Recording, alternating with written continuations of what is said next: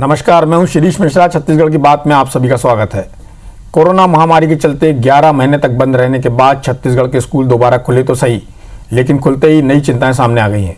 राजनांदगांव, अंबिकापुर और सूरजपुर में स्कूल के टीचर, कर्मचारी और छात्रों के कोरोना पॉजिटिव मिलने के बाद बड़ी चिंता ये खड़ी हो गई है कि स्कूल खुला रहने दिया जाए या फिर से बंद कर दिया जाए।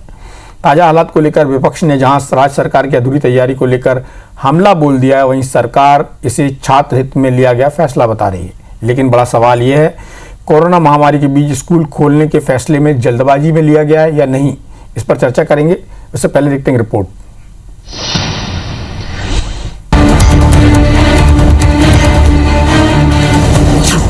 कोरोना काल में खुले स्कूल खुलते ही बढ़े कोरोना के मामले, फैसले पर उठे सवाल, क्या फिर बंद होंगे स्कूल? छत्तीसगढ़ में स्कूल खुलते ही कोरोना के नए मामलों ने हाहाकार मचा दिया है। एक के बाद एक कई शहरों में स्कूल में बच्चे, शिक्षक और स्टाफ कोरोना पॉजिटिव पाए जा रहे हैं, जिसे लेकर हड़कंप मचा है। राजनांदगांव जिले के एक निजी स्कूल में 24 छात्र कोरोना पॉजिटिव पाए गए। सूरजपुर जिले के मिडिल स्कूल में 2 बच्चे कोरोना पीड़ित मिले। वहीं अंबिकापुर सैनिक स्कूल में एक साथ 8 अधिकारी और शिक्षक कोरोना संक्रमित पाए गए। इसके बाद प्रशासन अलर्ट मोड में है। जिस तरह प्रदेश के स्कूल खुलने के बाद संक्रमण के केस बढ़ते दिख रहे हैं, इसे लेकर डॉक्टर अब कहीं अधिक सतर्कता की बात कहते हैं। जो वहाँ का स्टाफ है, कर्मचारी हैं, कुछ टीचर्स हैं, कुछ अन्य कर्मचारी हैं, उनको पॉजिटिव निकले हैं। टोटल अभी तक 8 लोगों को पॉजिटिव निकले। कोरोना संक्रमण के बीच स्कूल खोले जाने और स्कूलों में कोरोना फैलने के बाद सरकार के इस फैसले पर सवाल उठने लगे हैं। कोरोना महामारी के बीच स्कूल खोलने का फैसला क्या जल्दबाजी में लिया गया? कोरोना के खतरे से कैसे निपटेंगे स्कूल? संक्रमण बढ़ा तो क्या है बी प्लान? क्या हालात के आकलन में चूक गई सरकार? सवाल ये भी, अगर ऐसे ही केस मिले तो क्या फिर बंद होंगे स्कूल? जाहिर तौर पर ऐसे कई सवाल हैं जिन्हें लेकर विपक्ष फिलहाल सरकार पर हमलावर है। बच्चों को एक को इन्फेक्शन हुआ तो समूह में बैठते हैं तो पूरा का पूरा क्लास और पूरा का पूरा समूह इन्फेक्टेड हो जाएगा। ये बहुत बड़ा नुकसान है। इसलिए छोटे बच्चों को स्कूल में और सावधानी रखना चाहिए और वक्त लेना चाहिए।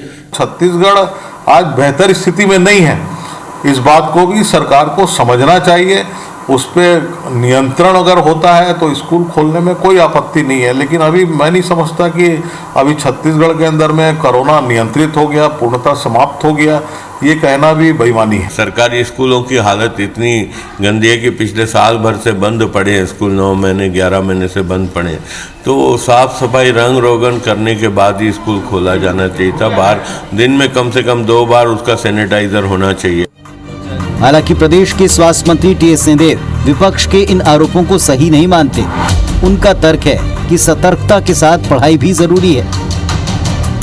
नहीं भेजने में भी सरकार के ऊपर ये दबाव था कि आप पढ़ाई नहीं हो रही, भेजने में भी ये दबाव है कि संक्रमण फैल सकता है।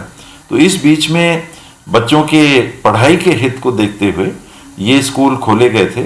एहतियात के अलावा इस परिस्थिति में भी कोई दूसरा विकल्प नहीं। कई राज्यों में इस प्रकार से हुआ फिर खोलें, लेकिन छात्रों के हित को ध्यान में रखते हुए, क्योंकि उनका खासकर जो प्रैक्टिकल करते हैं और उनको बिना क्लास अटेंड किए प्रैक्टिकल तो हुआ नहीं, ऑनलाइन तो प्रैक्टिकल होता नहीं। देखते हैं कहाँ क्या हुआ है और उनको स्कूलों में बंद करके या उन क्षेत्रों में जहाँ इस प्रकार की घटनाएं घटी है तो निश्चित रूप से उसको तो बंद रखा ही जाएगा। जाहिर राज्य सरकार ने कोरोना की तमाम गाइडलाइंस के साथ 9वीं से 12वीं कक्षा तक के छात्रों को स्कूल आने का आदेश जारी किया। राजनांदगांव, अंबिकापुर, सूरजपुर के स्कूल में कोरोना के केस सामने आने के बाद IBC 24 टीम ने राजधानी रायपुर के अलग अलग स्कूलों का जायजा लिया। क्लासरूम में बच्चे तो दिखे, लेकिन सभी के चेहरे पर चिंता साफ साफ नजर आई। करीब साल भर के इंतजार के बाद स्कूल खुले हैं, लेकिन स्कूल खुलने के बाद अब चूंकि संक्रमण के 1-2 केसेस आए हैं, लिहाजा ये जानना जरूरी हो गया है कि स्कूलों में किस तरह के प्रिकॉशन रखे जाएं। आप बताओ कि ये जो स्कूल खुलने के बाद जो संक्रमण वाली बातें आ रही हैं, क्या उसे सुनकर के डर लगता है कि स्कूल बंद हो जाना चाहिए, नहीं आना चाहिए? स्कूल तो बंद होना नहीं चाहिए, बल्कि ना ये जो पालन है उसको रेगुलर रख के सैनिटाइजर देना, चेकिंग करना, 1 डिस्टेंस रहना, सोशल डिस्टेंस वो रहना चाहिए। बस स्कूल नहीं बंद होना चाहिए, क्योंकि अभी 10th के बोर्ड है, एग्जामिनेशन, उस कारण। आप कैसे बच्चों को संभाल रही हैं, कैसे निर्देश दे रही हैं और कोरोना प्रोटोकॉल्स का फॉलो हो ये कैसे इंश्योर कर रही हैं? सर, हम कोरोना को देखते हुए हम पूरे ध्यान दे रहे हैं। जैसे ही बच्चे एंटर करते बच्चे, तो हमको पहले उनके सैनिटाइजर कर लेते हैं और ऑक्सीमीटर की सहायता से उनका टेम्परेचर नोट कर लेते हैं। यदि थोड़ा भी बच्चा यदि सर्दी खांसी हो, उनको एंट्री करने नहीं देते और बिना मास्क के भी बच्चों को हम एंट्री करने नहीं देते। हम अभी मौजूद हैं राजधानी के दाने स्कूल में और देखने आए हैं कि किस तरह से कोरोना के बाद जो स्कूल खुले उसमें प्रोटोकॉल्स का फॉलो किस तरह से किया जा रहा है और किस तरह से क्लासें अरेंज की जा रही है। तस्वीरों में देखिए एक बेहतर व्यवस्था ज़रूर दिख रही है, क्योंकि सोशल डिस्टेंस फॉलो करते हुए और पर्याप्त इन्होंने स्पेस दी है टेबल के बीच में, जिसके चलते लग रहा है कि जो डिस्टेंस के साथ बच्चों को बिठाने का सिस्टम है वो बहुत अच्छे से फॉलो किया जा रहा है। बच्चे भी समझते हैं, लेकिन कभी कभी कोई चूक हो जाती है। श्योर करें कि ये चूक ना हो और जो सिलसिला 11 महीनों के बाद शुरू हुआ एक तरह से फिर से पढ़ाई शुरू करने का स्कूलों में, वो टूटे ना, इस बात की चिंता सभी करते हैं। कैमरा पर्सन मुकेश के साथ राजेश राज, IBC 24 रायपुर।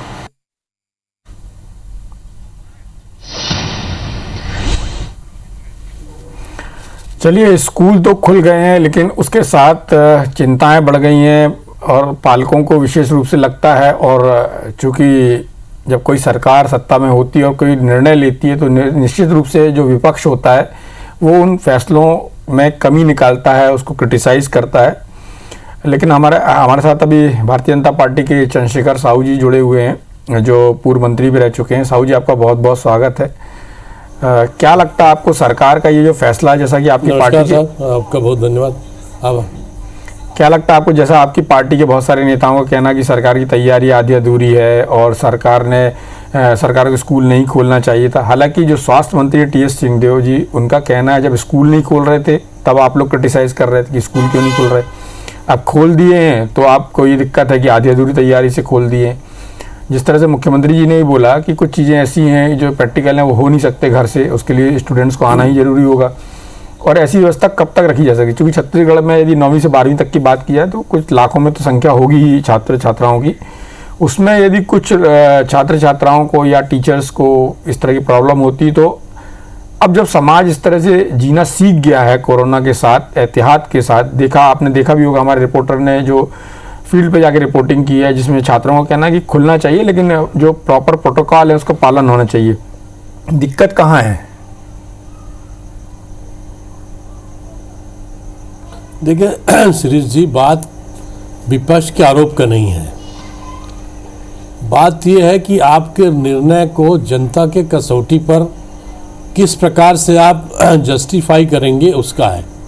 ये कहीं जस्टिफाई नहीं हो रहा है, क्योंकि आप 200 बार इस विषय पर बातचीत करते रहे, रिपोर्ट आपने तैयार की कि नहीं कहीं मुझे नहीं मालूम, लेकिन शिक्षा जगत में चिंता थी शुरू से कि आप एक तरफ तो जो मिडिल क्लासेस हैं उसके लिए कोई विषय पर आप बातचीत नहीं कर रहे हैं, केवल हाई स्कूल और हायर सेकेंडरी ही खोल रहे हैं।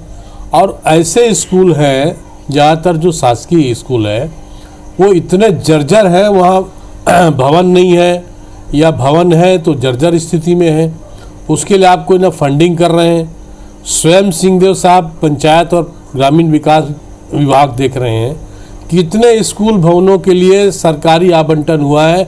यदि उनसे आंकड़ा पूछ ले तो अब बहुत मेहरबानी होगी, क्योंकि मैंने स्वयं देखा इसी रायपुर जिला में एक पिपरौद का बड़ा अच्छा, वहाँ पर शिक्षा के क्षेत्र में लोगों की रुचि है और मिडिल स्कूल भवन का अभाव की वजह से लोग बेचारे इतने परेशान हैं। 10.5 लाख का एस्टिमेट गया, जिला पंचायत को भेजे, इसको भेजे, वो बना नहीं। आप अंग्रेजी स्कूलों के लिए जो बहुत कम संख्या में है, आपकी मुझे नहीं, मैंने उस डिसीजन को मेरा कोई उस पर नहीं कहना है, टिप्पणी नहीं करनी है, लेकिन आप जो हिंदी स्कूल है, जो पुराने स्कूल हैं वो जर्जर है और अंग्रेजी स्कूल के लिए आप 10-10 करोड़ रुपया दे रहे हैं, ये कैसे जस्टिफाई होगा मुझे बताइए। चंद्रशेखर जी, ये मेरे रही बात कोरोना का, चंद्रशेखर जी तरफ से एक प्रकार से वार्निंग जारी हो रहा है, सरकार के तरफ से एडवाइजरी जारी हो रहा है। 1 मिनट मेरी बात पूरी हो जाएंगे तो मेहरबानी होगी आपकी। एडवाइजरी जारी हो रहा है कि ये नहीं करना है, वो नहीं करना है, वो नहीं है, ये नहीं है। आपके एडवाइजरी के पालन करने की स्थिति में क्या शिक्षा जगत से जुड़े लोग हैं क्या? और वहाँ पर आपने पूरी व्यवस्था देखी क्या? ये आपके पास टास्क फोर्स है क्या? स्टेट लेवल के इस मामले में कितना मॉनिटरिंग आप कर पा रहे हैं? डिस्ट्रिक्ट लेवल पर कितना कर पा रहे हैं? पालकों की क्या स्थिति है, उनकी क्या भावनाएं हैं, ये कहीं पर आंकलन नहीं हुआ। ये इसी के लिए कहा जा रहा है कि आपकी तैयारी क्यों पूरी नहीं हुई, आपने निर्णय ले लिया। तो और जब कोरोना एक हाइपर सेंसिटिव विषय है, खासकर हमारे स्वास्थ्य मंत्री जी अभी बातचीत करेंगे हम लोग, कि कोरोना के मामले में वो इतने हाइपर सेंसिटिव हो गए कि उन्होंने उठा के केंद्र से चिट्ठी लिख दी कि हमको कोवैक्सीन नहीं लगाना है। उसके देश भर में आलोचना हुई। श्री जी, यदि आप इस विषय से जुड़े हुए बात को रहे हैं तो देश भर में चंद्रशेखर साहू जी मंत्री के चिट्ठी आपको मैं अपडेट करना चाहूंगा, आलोचना हुआ। आपको मैं अपडेट करना चाहूंगा कि टीएस सिंहदेव जी ही वह व्यक्ति हैं जिन्होंने ये भी बोला है कि जो स्वामी रामदेव जी ने अपनी कोरोना के लेके वैक्सीन निकाली है, यदि वो ट्रायल के पूरे चरण कर चुकी है और उसको सारे सर्टिफिकेशन है, तो ऐसी सारी कंपनियों की दवाइयां या वैक्सीन जो है उसको हम छत्तीसगढ़ में अलाउ करेंगे। उनका सवाल ये था कोवैक्सीन को लेकर कि उसके तीनों चरण पूरे नहीं हुए हैं। उनकी चिंता अपनी जगह जायज है। उन्होंने, मुझे लगता है, आप चूंकि राजनीतिक दल से हैं तो आप उसको कैसे लेते हैं, पर मुझे लगता है उनकी चिंता जायज है। और दूसरा विषय साहू जी, जो आपने स्कूलों के फंड एलोकेशन को लेकर, मेरा कहना यह है कि आपने जो चिट्ठी लिखी उसके देश भर में प्रतिक्रिया है। देश भर में आप खुद ही अपने विभाग में लगा रहे हैं। आज तक अभी तक वो वैक्सीन जो है कर्मचारियों को लग रहा है, जितने हमारे वॉलंटियर्स हैं उसको लग रहा है, जितने वॉरियर्स हैं उसको लग रहा है, और इधर आप कह रहे हैं कि हमको मत नहीं चाहिए। यानी दो मुही बात क्यों है? इससे असमंजस की स्थिति होगी, लोग में पैनिक क्रिएट होगा, आपका जो काम है वो रुकेगा, और देश भर में इवन कांग्रेस सर्किल में भी, चंद्रशेखर साहू जी, पावर के लोग में भी इस बात की प्रतिक्रिया है। वो भले वो सामने नहीं कह रहे हैं, क्योंकि बहुत एक प्रकार से सुविज्ञ व्यक्ति हैं टीएस सिंह जी, और बहुत एक प्रकार से कई मामलों में वो सेंसिटिव भी हैं, इसलिए वो नहीं कह पा रहे हैं। चंद्रशेखर जी, स्थिति क्यों, स्वास्थ्य मंत्री होने के नाते उनका अपने राज्य की जनता के प्रति उत्तरदायित्व है। इसके चलते उन्होंने ये बात कही है, और इसमें मुझे नहीं लगता कि यदि वो इस पद पर बैठे हुए तो उनकी चिंता करना जायज है।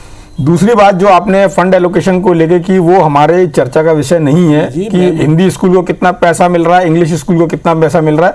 खैर, इस बीच में हमारे साथ स्वास्थ्य मंत्री टीएस सिंहदेव जी भी जुड़ चुके हैं। लेकिन सिंहदेव साहब, आपका बहुत बहुत स्वागत है हमारे इस खास कार्यक्रम में। शिक्षा जगत का अभी मेरी बात हो रही थी भारतीय जनता पार्टी के चंद्रशेखर साहू जी से, जो इस बात के लेके चिंतित हैं कि सरकार ने ये क्यों स्कूल खोल दिए, और उसके साथ साथ उन्होंने आपके विभागों का रेफरेंस देते हुए ये भी कहा कि हिंदी स्कूलों को कम अलॉटमेंट है, इंग्लिश स्कूलों को ज़्यादा। हालांकि वो चर्चा का विषय नहीं है। मैं सीधे मुद्दे पे आता हूँ कि जो ये स्कूल खोलने का निर्णय है उसको लेकर जो राजनीति शुरू हुई है, उस पर आपका क्या कहना है?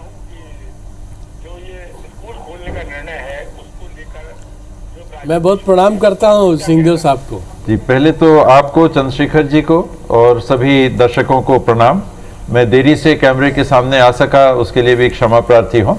समय निर्धारित था। जहाँ तक स्कूलों को खोलने की बात है, स्वयं चंद्रशेखर जी भी कह रहे थे, मैं सुन रहा था ऑनलाइन ऑडियो कॉल के माध्यम से, कि 8वीं के नीचे तो खोला नहीं है। तो जो स्कूल खुले हैं वो 9वीं से 12वीं के क्लासेस को खोलने का निर्णय कैबिनेट में हुआ, और वो इस परिप्रेक्ष्य में हुआ कि देश में अनेकों राज्यों में ये स्कूल खोले गए, और प्रदेश में भी लगातार दबाव बना हुआ था। ये विषय पहली बार नहीं आया, मेरे ख्याल से कैबिनेट के सामने ये चौथी या 5वीं बार ये विषय आया कि स्कूल को खोलना चाहिए या नहीं खोलना चाहिए। और जब माननीय मुख्यमंत्री जी ने स्वास्थ्य विभाग की ओर से मेरी राय पूछी थी, तो मैंने हमेशा उस समय ये कहा था कि अभी समय नहीं है, हम लोगों को रुकना चाहिए, अभी भी संक्रमण का दर कुछ बढ़ा हुआ है। और अंततः माननीय मुख्यमंत्री जी ने और कैबिनेट ने उस राय को माना था और स्कूल नहीं खुले थे। आखिर अभी जो बैठक हुई जिसमें ये निर्णय हुआ, ये पुनः उस परिस्थिति में हुई कि देश में अनेकों राज्यों में स्कूल खुल गए थे। जो अभिभावक थे उनके तरफ से भी बार बार ये पहल और ये दबाव बन रहा था कि हमारे बच्चों को नुकसान हो रहा है। अन्य राज्यों में अगर स्कूल खोल दिए गए हैं तो छत्तीसगढ़ में क्यों नहीं खोले जा रहे हैं? मेरा दृष्टिकोण वही रहता जो पहले भी था कि संक्रमण का दर कितना है।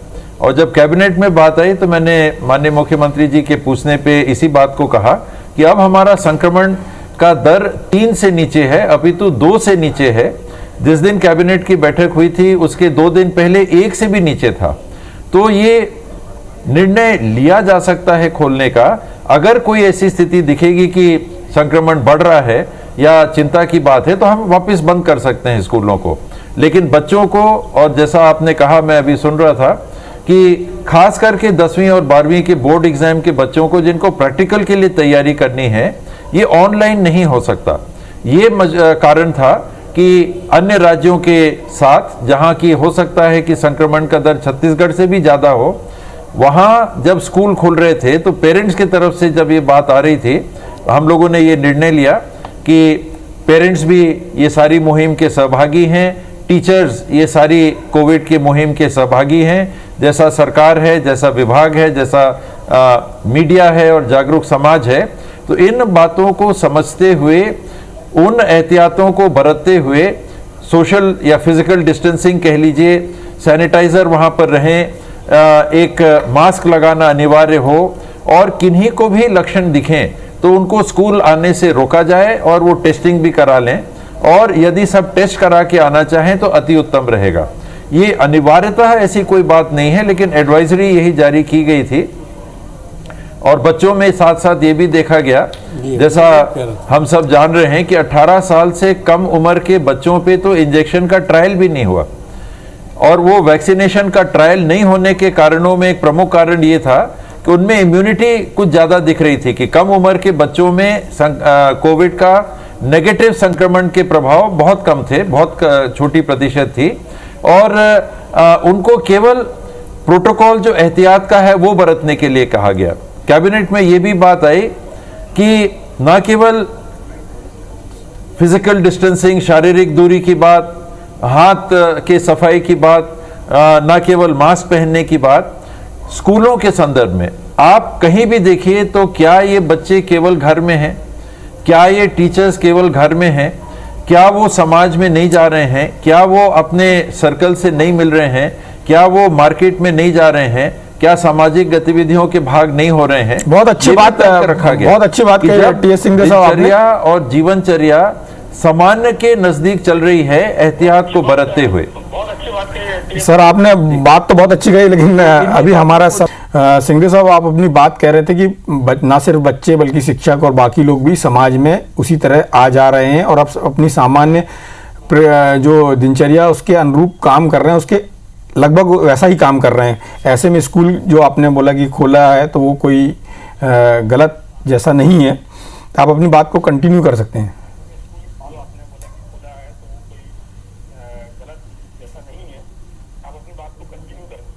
जी, इसी के साथ ये भी बात आ रही थी कि विशेष करके साइंस के जो स्टूडेंट हैं, जिनको प्रयोगशाला का उपयोग करना अनिवार्य होता है और उसके लिए ट्रायल कहें या उनकी तैयारी कहें, ये ऑनलाइन नहीं हो सकता। तो प्रयोगशालाओं के लिए और विशेष करके साइंस के स्टूडेंट्स के लिए ये बात सामने आई थी कि उनके लिए स्कूल को खोलना, प्रैक्टिकल एग्ज़ाम और उसकी तैयारी के लिए ये ज़रूरी होगा। तो ये कारण हैं जिनको ध्यान में रख के स्कूलों को खोलने का निर्णय लिया गया। इस बात को जानते समझते हुए कि अभी कोरोना समाप्त नहीं हुआ है, इसके संक्रमण का दर घटा जरूर है, लेकिन शून्य से अगर हम देश में 1 करोड़ पार कर सकते हैं, शून्य से छत्तीसगढ़ में अगर हम 3 लाख पार कर सकते हैं, तो देश में 1.5 लाख और छत्तीसगढ़ में 2,500 से हम जरूर ज़्यादा जा सकते हैं। तो सावधानी बरतते हुए इन कार्यों में हमारे बच्चों को अवसर मिले कि दूसरे राज्यों के बच्चे अगर पढ़ रहे हैं और छत्तीसगढ़ के बच्चों को प्रैक्टिकल इत्यादि या सीधे टीचर से, ऑनलाइन व्यवस्था के अतिरिक्त टीचर से डायरेक्ट शिक्षा ग्रहण करने का इम्तिहान के पहले अगर मौका नहीं मिलेगा तो उनका कहीं कैरियर पे या इम्तिहान के नतीजों पे विपरीत प्रभाव ना पड़े, इन बातों को ध्यान में रखते हुए ये निर्णय लिया गया। चंद्रशेखर साहू जी, आप कुछ बात कहना चाह रहे थे बीच में जब मंत्री जी बोल रहे थे। जी जी, मेरा सबमिशन और मेरा अभिकथन पूरी तरीके से तथ्यात्मक है श्री जी, कि मंत्री जी ने भी, सिंधिया साहब ने भी एडमिट किया कि हम बंद कर सकते हैं आगे। फिर उनके विभाग का अभिमत एडवर्स क्यों था? जब कैबिनेट थी तो उसके पहले कैबिनेट सब कमेटी में बात हुई क्या? ये सवाल खड़े हुए हैं लोगों के सामने, केवल मीडिया के सामने नहीं। जो शिक्षा जगत के लोग हैं वो इस बात पर बहुत सिंसियरली विचार कर रहे थे। फिर जहाँ से सिंघदेव साहब आते हैं सरगुजा क्षेत्र, वहीं सबसे ज़्यादा संक्रमण के प्रकरण स्कूल खोलने के बाद स्कूल के शिक्षक, कर्मचारी और बच्चों पर आया। कई क्लासरूम बंद करने पड़े। राजनांदगांव में एक एक जगह 20-20 हमारे बच्चे और कर्मचारी और खासकर शिक्षक वृंद संक्रमित पाए गए। हमारे यहाँ इसी रायपुर शहर में, राजधानी में सबसे अच्छा स्कूल माना जाता है मल्टीपर्पस स्कूल, जहाँ से हिदायतुल्ला साहब पढ़कर निकले हैं, चीफ जस्टिस रहे हैं। वो जैन पांडे स्कूल की स्थिति आप देख लीजिए, क्या रिपोर्ट आई है तत्काल। तो मेरा ये कहना है कि इस संक्रमण काल में, कोरोना कालखंड में स्वास्थ्य विभाग और शिक्षा विभाग दोनों के बीच में क्यों समन्वय नहीं हो पाया कई विषयों पर? ठीक है, चलिए आपकी बात पर डिसीजन हो गया, उसके लिए मानना ही मानना है। मंत्रिपरिषद में क्या क्या निर्णय हुआ और उसके पहले क्या डिस्कशन हुए, ये तो डिस्क्लोज किया नहीं जा सकता।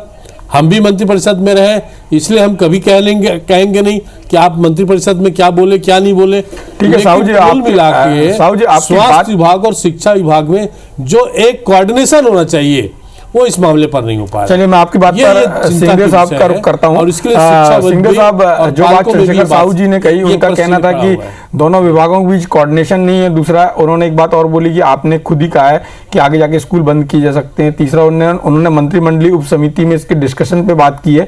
मैं चाहूंगा ये 2-3 बातें जो उन्होंने कही, उनका जवाब आपकी तरफ से आ जाता है।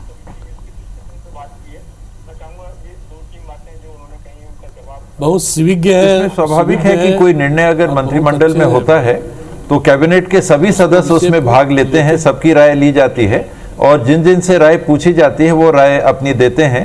विभागों के अधिकारी भी उपस्थित होते हैं और वहाँ गहन और गंभीर मशवरा होता है निर्णय फिर लेने के पहले, और फिर निर्णय लिया जाता है। तो ये सारी बातों को करके कोई तालमेल का अभाव नहीं है। माननीय चंद्रशेखर जी कह रहे थे कि बंद करने की संभावना को व्यक्त किया गया।